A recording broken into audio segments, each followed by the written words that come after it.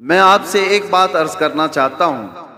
برسوں سے آپ اس عبادت خانے میں یا جہاں پر بھی اپنی پیشانی ٹیکنے کے لیے جاتے ہیں، بچپن سے تو آپ مسجدوں میں جا رہے ہوں گے۔ ایک مسجد ایسی کوئی مجھے بتا دو جہاں خدا کی کوئی تصویر لگائی گئی ہو، کہیں ہے؟ چلو یہاں نہیں ہے تو مولانا نے کبھی شکل بتائی ہے کہ اللہ ایسا ہوتا ہے، خدا ایسا ہوتا ہے؟ نہیں بتایا۔ یہ پوری دنیا کی واحد قوم، ایک ہی قوم ایسی ہے جو بنا دیکھے سجدے میں چلی جاتی ہے۔ ہر قوم کو دنیا میں جا کر کے آپ دیکھنا، سرچ کر کے، سب کو جھکنے کے لیے کوئی نہ کوئی مورتی کی ضرورت ہوتی ہے۔ وہ سامنے دیکھتے ہیں پھر جھکتے ہیں، اور چاہے وہ کسی بھی دین میں ہو، سب نے اپنا اپنا کچھ نہ کچھ بنا رکھا ہے۔ عیسائی اگرچہ خدا کی عبادت کی بات کرتے ہیں، لیکن انہوں نے مریم اور حضرت عیسیٰ علیہ السلام کی بھی مورتیاں بنا لی ہیں۔ یہودی اگرچہ اللہ کی عبادت کی بات کرتے ہیں، لیکن نبیوں کی مورتیاں انہوں نے بھی بنا رکھی ہیں۔ جتنے مذاہب ہیں انہوں نے سب نے اپنی اپنی جھکنے کے لیے کچھ نہ کچھ چیزیں بنائی ہیں۔ یہ پوری دنیا میں ایک ہی قوم ہے، ایک ہی قوم ہے۔ اسی لیے تو میں عرض کرتا ہوں میرے عزیزو، اللہ تبارک و تعالیٰ نے ہماری اور تمہاری فضیلت میں قرآن کی شروع کی آیتوں میں فرمایا یؤمنون بالغیب، یہ وہ لوگ ہیں جو غیب پر ایمان رکھتے ہیں۔ آج تک ہم نے اللہ کو دیکھا نہیں، اور لوگ یہ تانا مارتے ہیں کچھ، جیسے ابھی مسئلہ چل رہا تھا کہ ہم سب نے پکارا تھا آئی لو محمد صلی اللہ علیہ وسلم، سیدنا محمد صلی اللہ علیہ وسلم۔ میرے عزیزو، ہمیں یہ چیزیں راستوں پر یا جلسوں پر اس طرح علل اعلان کہنے کی ضرورت کیوں پیش آتی ہے؟ جب کوئی درندہ چھیڑتا ہے تو ہمیں پھر اظہار کرنا واجب ہو جاتا ہے۔ اگر کوئی نہ پوچھے آپ سے تو بتانا ضروری تو ہے نہیں، لیکن جب اگر کوئی چھیڑے تو پھر ہمیں بتانا واجب ہو جاتا ہے کہ ہم اپنے نبی پاک صلی اللہ علیہ وسلم سے اپنی جان سے زیادہ محبت کرتے ہیں۔ تو کسی ایسے ہی کیڑے مکوڑے نے یہ سوال کیا تھا سوشل میڈیا پر کہ یہ مسلمانوں کو دیکھو، جگہ جگہ یہ پرچم اٹھائے ہوئے ہیں کہ اپنے نبی سے محبت کرنے کی بات کرتے ہیں، ان سے ذرا پوچھو کیا انہوں نے اپنے نبی کو دیکھا ہے؟ جس سے آئی لو محمد کہہ رہے ہیں، کیا محمد صلی اللہ علیہ وسلم کو انہوں نے دیکھا ہے؟ اس ظالم کو تو میں یہ جواب دیتا ہوں، بن دیکھے جب یہ حال ہے۔ ارے دیکھتے تو بات الگ تھی، سر ہتھیلیوں پر لے کر کھڑے ہوتے ہیں۔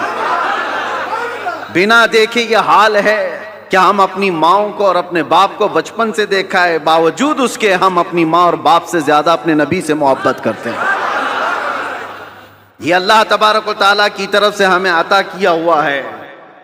میں آپ سے یہ بات کہنا چاہتا ہوں کہ دنیا اسی میں پریشان ہے کہ ایک ایسی قوم ہے، نہ اپنے خدا کو دیکھیے نہ اپنے نبی کو دیکھیے، لیکن دوسروں کی بنسبت اس قوم کا حال یہ ہے، دوسروں کو پرچار کر کر کے بلانا پڑتا ہے، اور یہ بنا اعلان کے جمعہ میں بھر جایا کرتے ہیں۔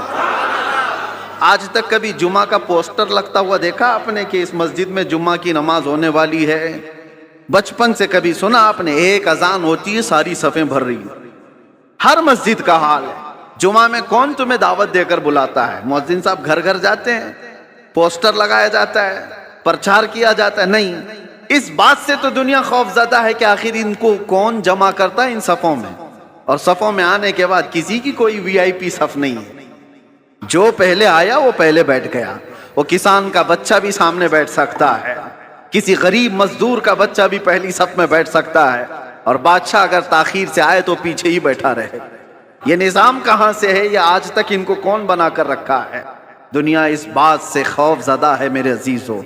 یہ وہ چیزیں ہیں، جارج برنارڈ شاہ ایک بہت بڑا مورخ ہے انگریز، اور اس نے یہ لکھا ہے کہ بہت سارے دنیا میں ریولیوشن آئے، دنیا میں بہت سارے انقلاب آئے، بڑی بڑی شخصیتیں آئیں، جیسے مارکس کا، لینن کا، اور بھی کئی ایسے بڑے بڑے شخصیات آئی، انہوں نے دنیا کے نظام کو بدلنے کی کوششیں کی، لیکن ان کا انقلاب، ان کا ریولیوشن 100 سال سے زیادہ تک نہیں چلا۔ ان کے اپنے شاگرد جب تک تھے تب تک ان کے انقلاب میں دم تھا۔ جارج برنارڈ شاہ کہتا ہے دنیا میں ایک ہی انقلاب میں نے دیکھا ہے 14 صدیوں کے بعد بھی آج بھی پوری طاقت کے ساتھ قائم ہے، اور وہ انقلاب ہے مکہ کی سرزمین سے اٹھا ہوا، محمد الرسول اللہ کی زبان سے لایا ہوا، اور مدینے کے بادیہ نشین بغیر چپل کے ایک لباس میں چلنے والے وہ صحابہ کا لایا ہوا انقلاب ہے۔ اور زمانہ بدلتا گیا، حکومتیں بدلتی گئی، کتنے طوفان آئے، کتنے اندھیریاں، کتنے کیا کیا آئے، لیکن اس انقلاب میں آج بھی وہ دم ہے، آج بھی وہ اثر ہے کہ ایک بار اگر ان کے نبی کو کوئی چھیڑ لے تو پوری دنیا میں یہ سڑکوں پر آ جاتا۔ یہ بات میں آپ کو اس لیے کہہ رہا ہوں، یہ جان ابھی تک باقی کیوں ہے؟ 1400 سال ہو گئے، یہ جان باقی ہے۔ آپ کو پتہ ہے، میں آپ کو بہت بڑی بات کہنے جا رہا ہوں، توجہ۔ یہ جمعہ آج تک ہمارے سلامت ہیں۔ کتنے درندے آئے اذانیں بند کرنے کے لیے، قرآن پر پابندیاں لگانے کے لیے، کیا کیا نہیں کیا۔ 1400 سال یوں ہی نہیں گزرے ہمارے۔ لوگ کہتے ہیں آج حالات خراب ہیں، اس سے بھی بڑے حالات خراب ہو کے گئے۔ چنگیز آیا، ہلاکو آیا، جنہوں نے مسلمانوں کی کھوپڑیوں سے مینار بنا دیے تھے، بغداد کی پوری سرزمین کو مسلمانوں کے خون سے لال کر دیا تھا۔ اس وقت جب اسلام نہیں رکا تو آج کے نشیڑیوں سے کیا اسلام رکے گا؟ کچھ نہیں ہونے والا ہے، لیکن حالات آئے اور گئے۔ لیکن آج تک یہ جو جان باقی ہے، کون تمہیں جمع کرتا ہے آج؟ ویسے تو مسلمان کسی کی جلدی ماننے والے نہیں، کسی کو قائد بھی نہیں مانتے۔ کوئی ہمارا ایک لیڈر ایسا ہے نہیں جو سب کو جمع کر دے، اس کے باوجود بھی ان صفوں میں کون جمع کرتا ہے؟ امام کی بھی وہ حیثیت نہیں ہے تمہیں جمع کرنے کی۔ بھائی امام کی حیثیت کو کیا ہے وہ تو ہم جانتے ہیں، ہر مسجد کا وہ بیچارہ وہ اپنے ہی گھر بار کی فکر میں ہے۔ لوگ اس کو خالی جمعہ اور امامت کے طور پر دیکھتے ہیں، باقی جمع کرنے کی طاقت یہ پوری وہ نہ امام کی ہے نہ مؤذن کی ہے، اور بڑے نیتا کی بھی نہیں۔ جب ان کا کوئی بڑا نیتا نہیں، کوئی بڑا قائد نہیں، تو یہ لاکھوں کی تعداد میں صفوں میں ان کو ہر جمعہ کون جمع کرتا ہے؟ اور صرف یہاں نہیں، پوری دنیا میں کون جمع کرتا ہے؟ یہ رمق، یہ دمک آج تک ان کے چہروں پر باقی کیوں ہے؟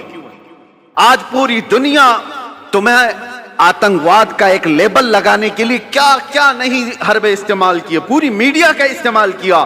داڑھی دکھے تو لوگ کہیں ٹیررسٹ ہے، ٹوپی دکھے تو لوگ کہیں ٹیررسٹ ہے۔ سب پروپیگنڈے کے باوجود نہ ٹوپی اتری نہ داڑھی اتری۔ آج بھی ہے یا نہیں ہے؟ اس لیے میں بتانا یہ چاہتا ہوں کہ یہ رمق، یہ دمک، یہ جان آج تک باقی کیوں ہے؟ اس لیے کہ ہمارا رسول زندہ ہے تو دین بھی زندہ ہے۔ رسول زندہ ہے، اور زندہ رسول کا دین قیامت تک زندہ رہنے والا ہے۔ ہمارے اندر جو زندگی باقی ہے نا، یہ جو رمق دمک ہے، یہ جو کچھ بھی چمک دمک ہے، صرف اس لیے کہ وہ جو نہ تھے تو کچھ نہ تھا، وہ جو نہ ہو تو کچھ نہ ہو۔ جان ہے وہ جہان کی، اور جان ہے تو جہان ہے، وہ ہیں آج بھی ہمارے درمیان۔ اسی لیے اللہ کے بڑے عذابات نہیں آتے۔ قرآن میں اللہ نے فرمایا وَمَا كَانَ اللَّهُ لِيُعَذِّبَهُمْ وَأَنْتَ فِيهِمْ، اللہ اس قوم پر ویسا عذاب نازل نہیں کرے گا جیسے پچھلی امتوں پر کرتا تھا، اس لیے کہ ان کے بیچ میں میرا محبوب آرام فرما ہے۔ اب جو بات میں کہنے جا رہا تھا وہ یہ، آپ ان مسجدوں میں آئے، کبھی خدا کی تصویر نہیں دیکھی، کبھی خدا کا کوئی چہرہ، کوئی اس کا آکار نہیں دیکھا اور نہیں سنا ہے، اور ہم بنا بھی نہیں سکتے۔ جو آنکھوں میں آ گیا وہ خدا نہیں ہو سکتا، بات سمجھ کے چلو۔ جو نظروں میں آ گیا وہ خدا نہیں ہو سکتا، خدا کسی چیز میں سما نہیں سکتا، وہ محیط نہیں ہے۔ اب دوسری بات، یہاں تک تمہاری زندگی باقی ہے۔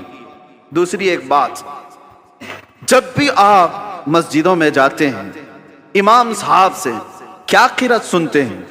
فجر میں، مغرب میں، عشاء میں تو بلند آواز سے قرات ہوتی ہے، سن تو لیتے ہوں، جمعہ میں بھی ہوتی ہے۔ جب بھی آپ آتے ہیں رکعت باندھنے کے بعد امام جو ہے پہلے کیا پڑھتا ہے؟ الحمدللہ ہی پڑھتا ہے نا، سورہ فاتحہ ہی پڑھتا ہے، الحمدللہ رب العالمین، سب خاموشی سے سنتے، سالوں سے سنتے آ رہے ہیں، سالوں سے۔ تو کبھی آج تک ایک مقتدی جو امام کے پائجامے کے پیچھے تو لگا رہتا ہے، امام کی ناڑی کہاں بندھی ہے وہ تو دیکھتا رہتا ہے، امام کہاں جا رہا ہے کہاں نہیں یہ تو دیکھتا رہتا ہے، ایک بار بھی کوئی مقتدی آ کر کے نہیں کہا کہ یہ بہت پرانی ہو گئی سورہ، کوئی نہیں تو پڑھو؟ کبھی کہا کسی نے؟ بلکہ حالت یہ ہے کوئی نہیں کہتا امام سے کہ کیا مولانا ہر دن تو سورہ فاتحہ پڑھتے ہی ہو، ہر دن سورہ فاتحہ پڑھتے ہو؟ کوئی نہیں کہا کہ یہ پرانی ہو گئی نیا کچھ لے کے آؤ، نہیں، بلکہ اگر امام نیا کرنے کی کوشش کرے تو قوم اس کو سیدھا کر دے گی۔ وہی پڑھو جو میرے نبی نے پڑھا ہے، وہی پڑھو۔ کیوں؟ آج تک کوئی بھی چیز جب ہم دیکھتے ہیں کنٹینیو، بریانی 4 دن کنٹینیو نہیں کھائی جا سکتی، 5 دن روز دال چاول بھی نہیں چلتا۔ انسان کی طبیعت ایسی ہے کہ ہر چیز اس کو بدل بدل کر کے چاہیے، نہیں چاہیے، لیکن اس میں کبھی نیا کا تصور بھی نہیں آتا۔ کیوں؟ ایک یہ چیز۔ دوسری چیز میں نے بتایا، مسجدوں میں ہمارے قرآن وہی ہے، سورہ فاتحہ سے شروع کرتا ہے امام، اس کے بعد چاہے قرآن میں کہیں سے بھی پڑھے، سورہ فاتحہ تو پڑھتا ہے، لیکن کسی مقتدی کو آج تک اس بات پر کوئی شکایت نہیں ہے۔ تیسری ایک اور چیز، تمہارا کلمہ کیا ہے؟ لا الہ الا اللہ محمد رسول اللہ، ایک کلمہ ہے۔ تمہارے باپ کا کلمہ کیا تھا؟ اور دادا کا کلمہ کیا تھا؟ پردادا کا کلمہ کیا تھا؟ صدیوں سے ایک ہی کلمہ چل رہا ہے، ایک ہی کلمہ ہے، لا الہ الا اللہ محمد رسول اللہ۔ یہ کلمہ کبھی آپ نے اپنے ابا سے بھی نہیں پوچھا، مولانا سے بھی نہیں پوچھا، بہت سال ہو گئے کوئی نیا کلمہ تو لاتے ہیں، تھپڑ لگے گا کہ نیا نہیں، اس میں یہی پرانا ہے۔ بلکہ حالت یہ ہے دوسرا کوئی ڈائلاگ ہو، کوئی گانا ہو، کوئی بھی چیز ہو، 4 مہینے 6 مہینے چل سکتی ہے، سال بھر 2 سال، اس کے بعد وہ سننے کو دل نہیں کرتا۔ آدمی چاہتا ہے یہ پرانا ہو گیا، اب کچھ نیا سناؤ۔ کلمہ طیبہ کو کوئی بھی امتی یہ نہیں کہتا پرانا ہو گیا، ارے 70,000 بار بھی پڑھیں تو اس میں جدت اور لذت اور آتی، کبھی پرانا نہیں ہوتا۔ یہ ایسی چیزیں تمہارے پاس ہیں، تمہارے پاس ہیں، یہ جمعہ کی جماعت، یہ قرآن کی حقانیت، یہ کلمہ طیبہ کی جدت جو ہر زمانے میں ہے، کیا یہ تمام چیزیں اس بات کا ثبوت نہیں ہے کہ اسلام زندہ ہے اور قیامت تک زندہ رہنے والا ہے؟ کسی بھی جگہ پر تمہیں یہ چیزیں نہیں مل سکتی، ہر جگہ بہت کچھ بدلاؤ ہے۔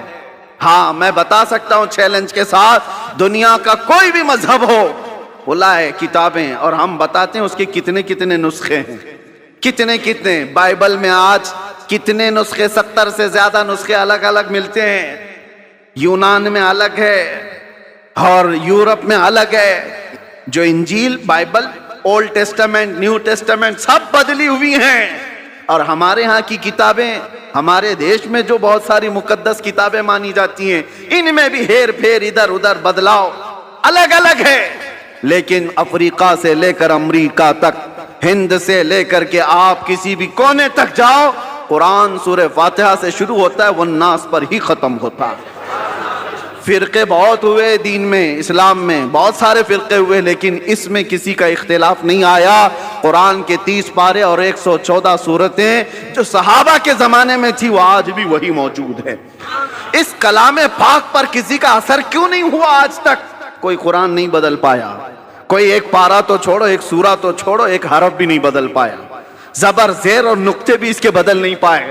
1400 سال سے ایک کتاب چلی آ رہی ہے، اس کتاب کو کوئی نہیں بدل پایا۔ اے مسلمانوں، میں تمہیں یہ فخر والی باتیں بتا رہا ہوں، اس سے بڑھ کر کے دولت جاؤ ڈھونڈ کر کے نکالو، کسی کے پاس نہیں مل سکتی۔ پھر تم کس بات کے مایوسی میں جیتے ہو ہمارے پاس کچھ نہیں ہے؟ اتنی بڑی دولتیں جس کے پاس ہے، اسے سر جھکا کر نہیں، سر اٹھا کر جینا چاہیے۔ دنیا میں سر اٹھا کر کے جیو۔ اللہ رب العزت کے دی ہوئی یہ ساری نشانیاں تمہارے پاس موجود ہیں۔ چلو ہم کہانیوں، جس کو یہ لوگ کہتے ہیں کہانیاں ہیں، غوث پاک کی کرامت سناؤ تو کہیں کہانی ہے، غریب نواز کی کرامت سناؤ تو کہیں کہانی ہے، حضور پاک صلی اللہ علیہ وسلم کے معراج کا واقعہ سناؤ تو کہتے کہانی ہے۔ تم کو یہ لگتا ہے پرانی باتیں کہانیاں ہیں تو ٹھیک ہے، لیکن جو قرآن آج تک موجود ہے، اس کا جواب تو لا کر کے دے دو۔ یہ جو قرآن ہے، یہ تو کہانی نہیں، تمہارے پاس ہے۔ اور قرآن جگہ جگہ چیلنج کرتا ہے، اللہ خود فرماتا ہے فَأْتُوا بِسُورَةٍ مِّن مِّثْلِهِ، اگر ہمت ہے تو اس کی طرح کی ایک سورہ بنا کر کے لاؤ۔ اور یہ 1400 سال پہلے کیا ہوا چیلنج ہے۔ آج تو دنیا بہت ترقی کر چکی ہے، ٹیکنالوجی میں کہاں تک جا چکی ہے، पेट्रोट मिसाइल और मिनटों में इधर से उधर सफर करने वाले इन सारे टेक्नोलॉजी के बादशाहों से क्यों नहीं पूछते कि एक कुरान क्यों नहीं बना पाते, क्यों नहीं लाए? मेरे अजीजों, अल्लाह का ये वादा है, अल्लाह फरमाता कुल इन इज्तमाअतिल इंसु वल जिन्नु अला अन यअतु बिमिथलि हादल कुरान ला यअतून बिमिथलिही वलौ कान बअदुहुम लिबअदिन ज़हीरा। ऐ रसूल पाक, आप कह दें सारे इंसान मिल जाएं, सारे जिन्नात मिल जाएं, सब मिल करके एक दूसरे की मदद करके ऐसा कुरान बनाना चाहें, अल्लाह फरमाता है तब भी वो नहीं ला सकेंगे, नहीं ला सकेंगे, अल्लाह का वादा है। तो आज तक जो इस किताब का मिसल नहीं ला सका, वो किताब तुम्हारे पास है, वो कुरान तुम्हारे पास है। मुझे बताओ इससे बढ़कर के दौलत और क्या है? इससे बढ़कर के दौलत क्या है तुम्हारे पास? ये जिंदा जावेद मौजज़े हैं। अब ये सब चीजों के बाद फिर मैं आपसे आखिर में इतना कहना चाहूंगा, जिसके पास इतनी कीमती चीजें हैं उसको आला हजरत की ये बात सुनना चाहिए। आला हजरत क्या कहते हैं? सोना पास है, सोना बन है, सोना जहर है। उठ प्यारे, 3 बार सोने का लफ्ज इस्तेमाल किया। सोना पास है तेरे, इसका मतलब क्या है? गोल्ड। सोना पास है, सोना बन है। बन कहते हैं जंगल को।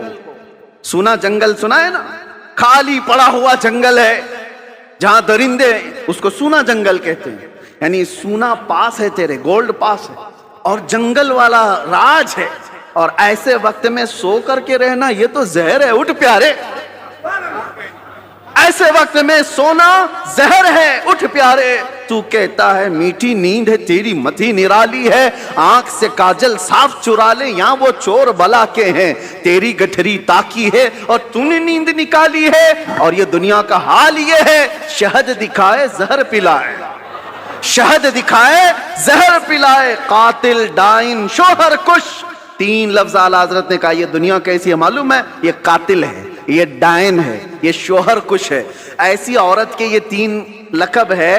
कातिल मतलब मर्डर करने वाली, और डायन कहते हैं वो औरत जो रोज शोहर बदलती हो, रोज शोहर बदलती हो, उसको डायन कहते हैं। ये औरत के लिए गाली है। और शोहर कुश किसको कहते हैं? शोहर बदलने वाली तो डायन है, लेकिन अपने ही शोहर को मार देती हो वो शोहर कुश है। दुनिया को आला हज़रत कहते हैं तीनों चीजें ये दुनिया के अंदर है। जो इससे मोहब्बत करता है, जो इसके पीछे भागता है, ये दुनिया उसको मर्डर करती है, उसका कत्ल करती है और फिर बदल लेती है। दूसरा आ जाता है, आज लाख रुपए तुम्हारे जेब में, कल ये पैसे किसी और के जेब में। ये रोज बदलती है अपना आशिक, और फिर जो इससे इश्क करता है उसको मार भी डालती है, मार डालती है। आला हज़रत फरमाते शहद दिखाए जहर पिलाए, कातिल डाइन शोहर कुश, इस मुर्दार पे क्या ललचाए, दुनिया देखी भाली है, वो तो निहायत सस्ता सौदा बेच रहे हैं जन्नत का, हम मुफलिस क्या मोल चुकाएं, अपना हाथ ही खाली है। मेरे अजीजों, इसलिए मैं कहता हूं जिसके पास इतनी कीमती चीजें हैं उसे सोना जेब नहीं देता, उसे गफलत की नींद जेब नहीं देती, उसे बुज़दिली अच्छी नहीं लगती। इसीलिए जियो तो शेरों की जिंदगी जियो। और मेरे इलाके के शेर मैसूर टीपू सुल्तान शहीद रहमतुल्लाह ताला अलैह का फरमान था, गीदड़ की 100 साला जिंदगी से शेर की 1 दिन की जिंदगी बेहतर है। बुज़दिलों की तरह घुट घुट करके लंबा जीने से बेहतर है अलल ऐलान 1 दिन जी करके चले जाएं। इसलिए कि हमें पता है तलवे चाटने वालों की तारीख नहीं लिखी जाती, बातिल से टकराने वालों की तारीख लिखी जाती है। आपको डर किस बात का? आप मुजरिम कौम से हैं, आप चोर कौम से हैं, आपका क्या खौफ है, किस बात का डर है? क्या कुरान झूठा है? क्या अल्लाह तबारक व तआला की शान में कोई कमी है? मेरे नबी पाक के अखलाक में कोई कमी है? सब कुछ तुम्हारे पास अच्छा है, तो फिर डरना और सहमना क्या? मेरे अजीजों, आप सब अगर इस बात का इंतजार करते रहें, जैसे कहते हालात बहुत बुरे हैं, हालात बड़े खराब हैं, एक बात याद रखो, जो बंदा ये सोचता है कि पूरी ट्रैफिक खाली हो तब मैं ड्राइविंग सीखूंगा, तो फिर वो बूढ़ा वैसे ही हो जाएगा। हाँ, गाड़ी चलाना सीखना है तो ट्रैफिक में आओ, आपको उसी में सीखना पड़ेगा। इधर उधर के अड़े टीड़े आते ही रहेंगे, उनके बीच में ही तुम ड्राइवर बन सकते हो।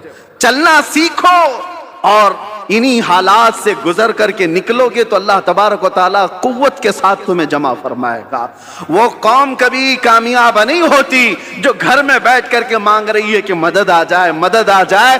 اگر ایسی مدد آتی تو میرے نبی صلی اللہ علیہ وسلم 313 کو لے کر بدر تک نہیں جاتے، وہ مدینے میں بیٹھ کر دعا کرتے تو اللہ مشرکین کو ویسے ہی ہلاک کر دیتا۔ اگر نبی پاک صلی اللہ علیہ وسلم مسجد نبوی سے ہاتھ اٹھا دیتے، احد کے سارے مشرکین ویسے ہی مر جاتے۔ میرے نبی اپنے گھر سے نکلے، صحابہ اپنے گھر سے نکلے، میدانوں میں آئے اور اپنی طاقت و قوت کا استعمال کیا، اس لیے کہ یہ امت کو بتانے کے لیے کہ امت کا مزاج ایسا نہ ہو کہ کچھ بھی مصیبت آئی فاتحہ دلایا، دعا کیا، اللہ اس کے منہ میں کیڑے پڑ جائیں اور اس کو ایسا ہو جائے، اس کو ایسا ہو جائے، چادر اوڑھ کے سو گیا۔ میرے عزیزو، یہ مجاہدین کی زندگی نہیں ہے، مجاہدین کی زندگی یہ نہیں ہوتی، مومنین کی زندگی بھی یہ نہیں ہوتی، بلکہ مومنین کی زندگی یہ ہے جب تک اللہ نے بولنے کی طاقت دی ہے حق بات کا اعلان کر کے جاؤ۔ اگر امام حسین رضی اللہ تعالیٰ عنہ کے ماننے والے ہو تو کبھی دل پر ہاتھ رکھ کر کے سوچو، ایک بار صرف اگر امام حسین سمجھوتا کر لیتے تو ان کا پورا خاندان بچ گیا ہوتا۔ ان کا خاندان بچنا کیا، مدینے کی گورنری مل جاتی، بہت بڑی وزارت مل جاتی، لیکن حسین اعظم کا مزاج یہ تھا، نہیں، جب کفر و شرک یا فسق و فجور چھا رہا ہو اس وقت سمجھوتے نہیں کیے جاتے، اس وقت میدان میں نکل کر حق بات کا اعلان کیا جاتا ہے، چاہے گردن بھی چلی جائے۔ حسین کا یہ مزاج ہے، ہم یہی اعلان کرنا چاہتے ہیں، اگر گردن چلی بھی جاتی ہے ہمیں اس کی پرواہ نہیں ہے، کیونکہ ہم پروانے ہیں اور شمع کے اطراف مٹنا ہی پروانے کا کام ہے، شمع کے ارد گرد مٹ جانا ہی پروانے کا کام ہے، اور ختم ہونے سے کسی کے اسلام ختم نہیں ہوتا، اسلام زندہ ہوتا ہے ہر کربلا کے بعد، اسلام زندہ ہوتا ہے ہر کربلا کے بعد۔ بس میں آپ سے یہ گزارش کرنا چاہوں گا، آپ جس طریقہ کار کو جو نوجوانوں نے آج پکڑ رکھا ہے اس سے توبہ کر لیں۔ یہ نشہ کا ماحول، یہ خرابیوں کا ماحول، یہ جو دور دورہ چل پڑا ہے، اے نوجوانوں، یہ تمہاری زندگی کو سیب نہیں دیتا، یہ شیوا امت مصطفیٰ کا نہیں ہے۔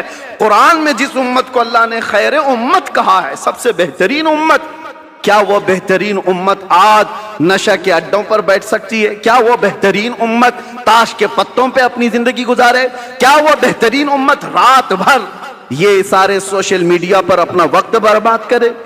یہ خیر امت کا لقب اللہ نے تمہیں قرآن میں عطا کیا، اس کا پاس و لحاظ تو رکھو، اور تمہیں اللہ تعالیٰ نے اتنا محفوظ رکھا، اتنا محفوظ رکھا، قسم رب ذوالجلال کی میں آپ کو بتاؤں، ابھی بھی ہم جمعہ پڑھیں گے، آپ کی پیشانیاں سجدے میں جاتی، سب کی پیشانیاں سجدے میں جاتی۔ ایک بات کا خیال رکھنا، انسان کو زندگی میں سب سے زیادہ ضرورت کس چیز کی ہے؟ وہ رزق کی ہے، کھانے کی ہے۔ کھانا کھائے بغیر انسان زندہ نہیں رہتا، مال نہ ہو، کپڑے نہ ہو تو بھی جی لے گا، گھر نہ ہو تو بھی جی لے گا، کھانے کے بغیر نہیں رہ سکتا۔ کھانا تو اس کے لیے یہ تو پیٹرول ہے، بغیر اس کے انجن چلے کیسے؟ لیکن آپ نے کبھی محسوس کیا، بکری کو بھی کھاتے ہوئے دیکھا آپ نے، بیل کو بھی کھاتے ہوئے دیکھا، بھینس کو بھی کھاتے دیکھا، اونٹ کو بھی دیکھا ہوگا، جس کو بھی دیکھا ہوگا، جانوروں میں اکثر و بیشتر، اکثر، حتیٰ کہ شیر کو ہی لے لو، وہ جب بھی کھاتے ہیں تو چاٹ کے کھاتے ہیں زمین پر۔ کھانا کچھ بھی ڈالو آپ، چارہ، بکری سر جھکا کر کھائے گی، بیل سر جھکا کر کھائے گا، بھینس سر جھکا کر کھائے گی، لیکن قربان جاؤ رب تبارک و تعالیٰ کی اس عطا پر کہ اللہ نے تمہارا سر رزق کے سامنے بھی جھکنے نہیں دیا۔ کیوں؟ جو سب سے زیادہ ضروری ہے تمہاری زندگی میں وہ رزق ہے، رب تعالیٰ نے ہاتھ دیے، اٹھاؤ اور کھاؤ، اس لیے کہ پیشانی اس رزق کے سامنے نہیں جھکنی ہے، رزاق کے سامنے جھکانا ہے، رزاق کے سامنے جھکانا ہے۔ اس پیشانی کو اللہ نے اتنا محفوظ رکھا ہے، اتنا محفوظ کہ ہم اپنی سب سے زیادہ ضرورت مند چیز پر بھی نہیں جھکتے، نہ ہم اولیاء کے سامنے جھکتے ہیں، نہ ہم رسولوں کے سامنے، نبیوں کے سامنے، کسی کے سامنے سر جھکانے کی اجازت نہیں ہے۔ سجدہ کرنا ہے تو صرف اور صرف اللہ رب العزت کی، یہ ہماری شریعت ہے کہ نہیں ہے؟ سجدہ کسی کے لیے نہیں جائز۔ اللہ کے نبی نے فرمایا ہے اگر سجدہ اللہ کے علاوہ کسی اور کے لیے جائز ہوتا تو اللہ تبارک و تعالیٰ سب سے پہلے اپنے نبی کو سجدہ کرنے کا حکم دیتا. اللہ کے بعد سب سے بڑا مقام رسول اللہ کا ہے. یہ پیشانی اتنی محفوظ اللہ نے رکھی، خالص اپنے لیے بنایا، اپنے لیے بنایا. آج اس پیشانی کا ہم کہاں کہاں استعمال کر رہے ہیں، کس کے سامنے جھک گئے. اسی لیے میرے عزیزو، اگر تم دنیا کے سامنے جھکتے رہو گے، ذلیل ہوتے ہی رہو گے، ذلیل ہوتے ہی رہو گے. اور ایک جگہ نہیں، 1000 جگہ جھکنا پڑے گا، 1000 جگہ. اور اقبال اسی کو کہتا ہے، وہ ایک سجدہ جسے تو گراں سمجھتا ہے، وہ ایک سجدہ جسے تو بھاری سمجھتا ہے، ارے 1000 سجدوں سے دیتا ہے آدمی کو نجات. ایک بار یہاں جو جھک گیا، اللہ اس کو دوسری جگہ جھکنے نہیں دیتا. تمہاری پیشانیوں کو محفوظ رکھتا ہے. الحمدللہ ہم نے پریکٹیکل دیکھا بھی ہے یہ ساری چیزیں کہ اللہ اس کے رسول کے لیے جو مضبوطی سے کھڑا ہوتا ہے، اللہ حالات اس کے لیے ویسی ہی مناسب فرما دیتا ہے. ہم نے اپنے سفر میں دیکھیں کیسے کیسوں کو دیکھا ہے. ہم لوگ یہ سوچتے ہوں گے وہاں ایسا ہو رہا ہوگا، ویسا ہو رہا ہوگا، بہت کچھ باتیں افواہیں اڑتی رہتی ہیں. لیکن ہم نے جو دیکھا ہے، اچھوں کے دلوں کو نرم ہوتے ہوئے بھی دیکھا ہے. ہم کھڑے ہیں تو کچھ لوگوں کو تعظیم کرتے ہوئے بھی دیکھا ہے. 9 گھنٹے کا سفر کیا، اور وہ بھی ڈپارٹمنٹ کے سارے لوگ بندوق تانے ہوئے، ہتھکڑیاں باندھے ہوئے، سارے ایسے بھی سفر کیے. لیکن اللہ رب العزت کو گواہ بنا کر آپ کے سامنے عرض کرتا ہوں، جب نماز کا وقت آتا، مغرب ہو جائے، عشاء ہو جائے، اس بھری گاڑی میں بھی اگر میں کہتا مجھے نماز پڑھنا ہے، سارے روک لیتے اور ہماری نماز بھی پڑھا دیتے تھے. ہمارا اپنا کوئی نہیں تھا، کوئی نہیں تھا. وہ گن تانے ہوئے لوگ بھی ہمیں ہماری چادر پر نماز پڑھنے کی اجازت دیتے تھے اور نماز پڑھ لیتے تھے. کئی مرتبہ گاڑی کو رکایا گیا، وہاں نمازیں ادا ہوئی. میں یہ اپنی تعریف میں نہیں کہہ رہا، اس بات کے لیے کہہ رہا ہوں کہ رب کے سامنے جو جھکتا ہے، اللہ دوسروں کے سامنے جھکنے سے بچا لیتا ہے، اور راستے اس کے لیے اللہ ہموار فرماتا ہے. تم بہانے کرتے رہو گے، 1000 بہانے آتے رہیں گے. ایک بار اللہ کی بارگاہ میں اپنے آپ کو سپرد کر کے تو دیکھو، اگر دنیا ایک دروازہ بند کرتی ہے، مولا 70 دروازے کھول دیتا ہے. رب تبارک و تعالیٰ کہنے سننے سے زیادہ عمل کی توفیق عطا فرمائے. ویسے یہ جلسہ نہیں تھا، یہ جمعہ ہے، لیکن بہرحال آپ کا جوش جمعہ کو بھی جلسہ بنا ہی دیتا ہے. بہرحال اللہ تبارک و تعالیٰ میرج کی سنیت کو ہمیشہ شاد و آباد رکھے.